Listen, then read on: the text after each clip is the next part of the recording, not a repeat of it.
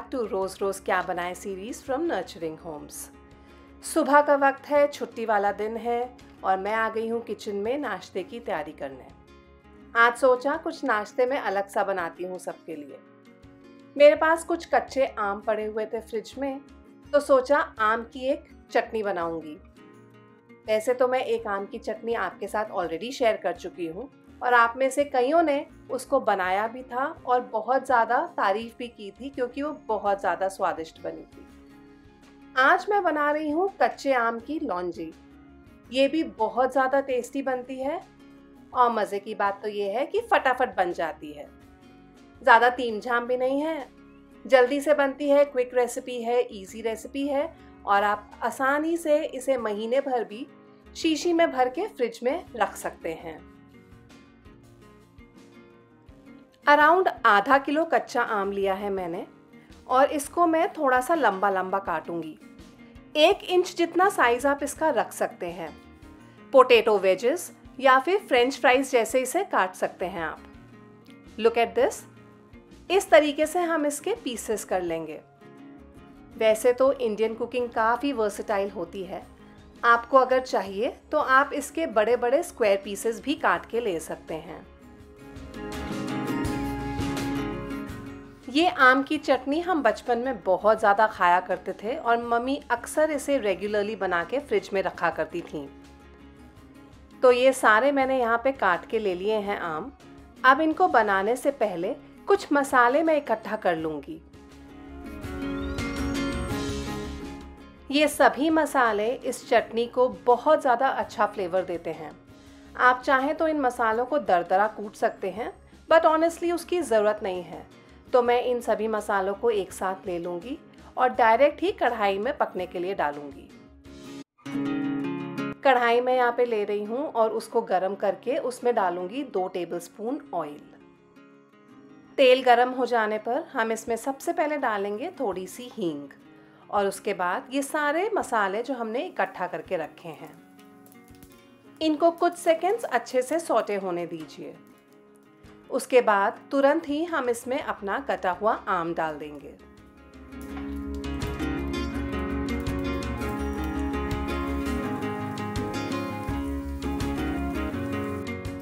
आम डाल देने के बाद कढ़ाई में इसे अच्छे से मिक्स कर दीजिए। कुछ ज़्यादा नहीं, बस 1 आध मिनट के लिए ही, ताकि सब चीज़ें एक साथ रल मिल जाएं। उसके बाद हम इसमें डाल देंगे बाकी की सारी चीज़ें। सबसे पहले मैं इसमें डाल रही हूँ नमक स्वाद अनुसार, थोड़ा सा काला नमक, लाल मिर्च का पाउडर, गरम मसाला पाउडर और थोड़ा सा चाट मसाला। साथ ही मैं डाल दूंगी 1 कप गुड़। ये गुड़ का ब्लॉक था जो मैंने तोड़ के लिया है। आप चाहें तो गुड़ का पाउडर भी इस्तेमाल कर सकते हैं। और इसी समय डाल दूंगी 1 कप के करीब पानी। बस सभी चीज़ें हमने एक साथ मिला दी हैं। इन सभी चीज़ों को हमें कर देना है मिक्स और इसे ढक के पकाना है तब तक जब तक कि आम हमारा गल नहीं जाता। था ना इजी? बस सब चीज़ें एक साथ कढ़ाई में डाल दीजिए और पकने दीजिए लो फ्लेम पे। As simple as pie, don't you think so? इन सभी चीज़ों को मैंने अच्छे से मिक्स कर दिया है और ढक के अब पकने के लिए छोड़ दूंगी। इन द मीनवाइल यहाँ पे मैं आपको दिखाती हूँ, कल रात को मैंने येलो मूंग दाल 3/4 कप भिगो के रख दी थी क्योंकि मुझे सुबह इसके पराठे बनाने थे। हम बनाने जा रहे हैं राजस्थानी स्पेशल मूंग दाल के पराठे। ये बहुत ज़्यादा अच्छे बनते हैं, टेस्टी बनते हैं and needless to say protein rich हैं because of the dal that we are using. वैसे तो इस दाल को सिर्फ 4-5 घंटे का सोकिंग टाइम ही चाहिए, लेकिन मैंने रात को ही भिगो दिया था ताकि सुबह बस उठते ही मैं नाश्ते की तैयारी करना शुरू कर दूं। सुबह की कोई हबड़ा दबड़ी नहीं। ये दाल मैं निकाल लूँगी परात में। जिस पानी में हमने दाल भिगो के रखी थी उस पानी का हम इस्तेमाल नहीं करेंगे। अब मैं यहाँ पे ले रही हूँ 1 मीडियम साइज का प्याज, 2 हरी मिर्ची और 1 इंच टुकड़ा अदरक का। इन तीनों ही चीज़ों को हम एकदम महीन महीन काटेंगे। वैसे ट्रेडिशनली राजस्थानी मूंग दाल के पराठों में प्याज नहीं डलता है। अगर आप मेरी तरह तुरंत के तुरंत फ्रेश आटा गूंद के ये पराठे बना रहे हैं तो प्याज ज़रूर डालिएगा, क्योंकि इससे बहुत अच्छा टेस्ट आता है। लेकिन अगर आप आटा गूंद के रखने वाले हैं फ्रिज में और तुरंत पराठे बना के नहीं रेडी करेंगे, तो मैं एडवाइस करूँगी कि आप प्याज मत डालिएगा, क्योंकि प्याज अपना पानी छोड़ेगा और आटा बहुत ढीला हो जाएगा। सो इन दैट केस अगर आपको आटा गूंद के स्टोर करना है फॉर लेटर यूज़, तो आप प्याज का इस्तेमाल मत कीजिएगा।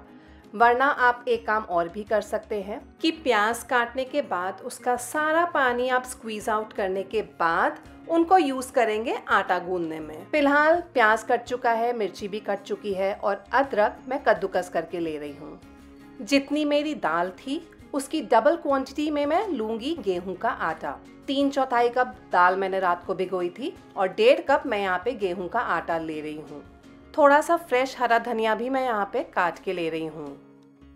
इससे पहले कि मैं आटा गूंदूँ, मैं पहले आम की लौंजी को चेक कर लेती हूँ। मुझे लगता है ये हो चुकी होगी, क्योंकि इसको 7-8 मिनट से ज़्यादा नहीं लगने वाले हैं पकने के लिए। Let me check this. The best way to check is कि आप एक नाइफ़ इंसर्ट करके इसमें देखिए। अगर ये ईजिली पोकन हो जाती है, दैट मीन्स ये गल चुके हैं। और जब आम गल जाए तो आपकी ये लौंजी यानी कि चटनी रेडी है। बहुत ही आसान रेसिपी है। Simply dump in all the ingredients जो भी हमारे कुकिंग में लगने वाले हैं इस चटनी के लिए, और उसे पकने दीजिए जब तक कि आम हमारा गल नहीं जाता। और ये चटनी हो गई है ready. The best thing about this chutney is कि आप इसे आराम से स्टोर करके रख सकते हैं रेफ्रिजरेटर में। महीने भर तक भी ये ख़राब नहीं होगी। एक एयर टाइट कांच की शीशी में इसे भर के आप स्टोर कर लीजिए। गर्मियों में ये सब चीज़ें खाने का मज़ा ही कुछ और है, और क्योंकि सीज़न का टाइम है तो ये सब चीज़ें खानी तो बनती हैं। चाहे आप इसे ब्रेकफास्ट में खाइए, जैसे कि हम आज इसे यूज़ करने वाले हैं पराठों के साथ, या फिर लंच में या डिनर में इसे अपने खाने में लीजिए। खाने का स्वाद एकदम दुगना हो जाता है इन सब चीज़ों के साथ।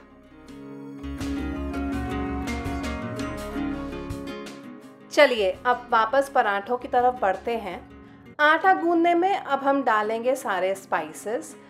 मैं इसमें डाल रही हूँ अजवाइन, कलौंजी, सौंफ, नमक, हल्दी पाउडर, लाल मिर्च का पाउडर, धनिया पाउडर, चाट मसाला, गरम मसाला। ये पराठे थोड़े चटपटे से अच्छे लगते हैं, इसलिए ये सारी चीज़ें हम अच्छे से डालेंगे ताकि ये पराठे बिल्कुल भी ब्लैंड ना बने। इन सब चीज़ों के साथ साथ मैं इसमें थोड़ी सी हींग भी डालूंगी और डालूंगी 2 टेबलस्पून ऑयल।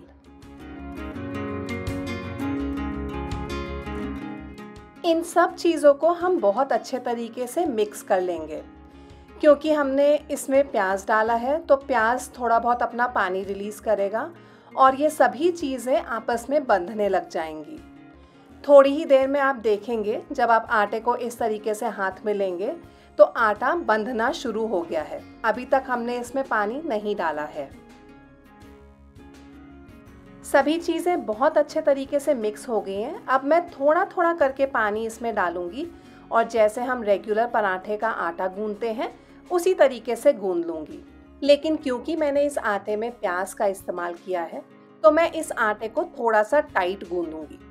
तो बाय द टाइम मैं इसको रेस्ट दूंगी गूंदने के बाद और फिर पराठे बनाऊंगी तो मेरा आटा एकदम परफेक्ट लगा हुआ होगा। अगर प्याज थोड़ा बहुत पानी रिलीज भी करेगा तो क्योंकि मैंने टाइट आटा गूंदा है मेरे पराठे परफेक्ट बनेंगे। तो आप भी इस चीज़ का ध्यान रखिएगा। वैसे इस आटे को गूंदने में आपको बहुत ज़्यादा पानी का इस्तेमाल नहीं करना पड़ेगा, क्योंकि दाल ने भी पानी सोख किया था, प्याज भी डले हुए हैं, तो मुझे आधा कप से भी कम पानी लगा था इसे गूंदने में। अब इस आटे को हम 5-10 मिनट के लिए बस छोड़ेंगे, थोड़ा सा रेस्टिंग टाइम दे देंगे।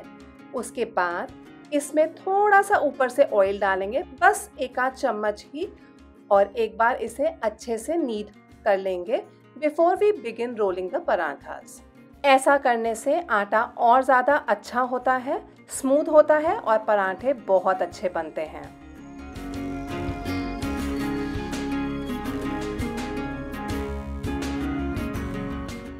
अब पराठा बनाने के लिए अपने हाथ में थोड़ा सा ऑयल या घी लेके हाथों को ग्रीस कर लीजिए और इस आटे की एक स्मूथ लोई बना लीजिए। इस लोई को डिप कीजिए अच्छे से ड्राई गेहूं के आटे में और इसे रोल करना शुरू कीजिए। अब क्योंकि इसमें दाल डली हुई है, वो भी साबुत, हमने उस दाल को पीसा नहीं था, तो इस पराठे में क्रैक्स रहेंगे। बेलने के बाद जब आप इसके साइड्स नोटिस करेंगे तो ये इस तरीके से अनइवन होंगे, एकदम स्मूथ नहीं होंगे। Do not worry, this is natural to happen. Extra dry flour dust off कर दीजिए। इन पराठों को हम बहुत ज़्यादा पतला नहीं रखेंगे बिकॉज ये पराठे हैं, रोटी नहीं। तवा जैसे ही गर्म हो जाएगा तो उसके ऊपर डालिए घी, या अगर आप ऑयल में बनाना चाहते हैं तो डालिए ऑयल, और इन पराठों को हम सेकना शुरू करेंगे। और साथ ही साथ यहाँ पे मैं दूसरा पराठा भी बेल के रेडी कर लूँगी। पराठों को हम लो मीडियम फ्लेम पे ही सेकेंगे। बहुत फ्लेम हाई कर दी तो आपको ये पराठों का टेस्ट अच्छा नहीं लगेगा, क्योंकि दाल अंदर से कच्ची रह जाएगी। एक बार पराठों को फ्लिप कर चुकी हूँ मैं। उसके बाद जब दूसरी तरफ भी आप हल्का सा देखें कि ब्राउन चिटी सी आने लग गई है, तो उसके ऊपर डालिए ऑयल या फिर घी। वापस से सेकेंगे लो मीडियम फ्लेम पे ही, और दोनों तरफ से अलटते पलटते हुए हमें इसे क्रिस्प कर लेना है।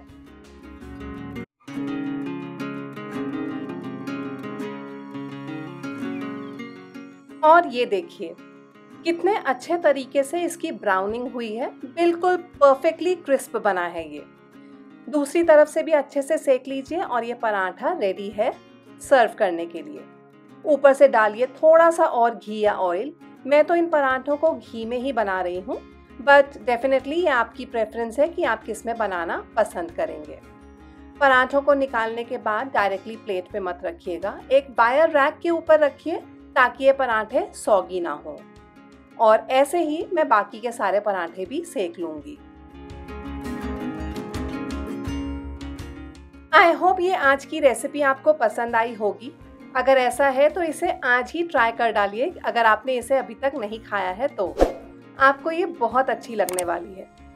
आम की लौंजी और ये पराठे along with some मक्खन, what a perfect combination to kickstart your mornings। Breakfast के लिए ये बिल्कुल परफेक्ट है। विद दिस अब मैं लेती हूँ आप सबसे अलविदा। मिलूंगी जल्द ही आपसे अपने अगले वीडियो में। Take care, bye bye.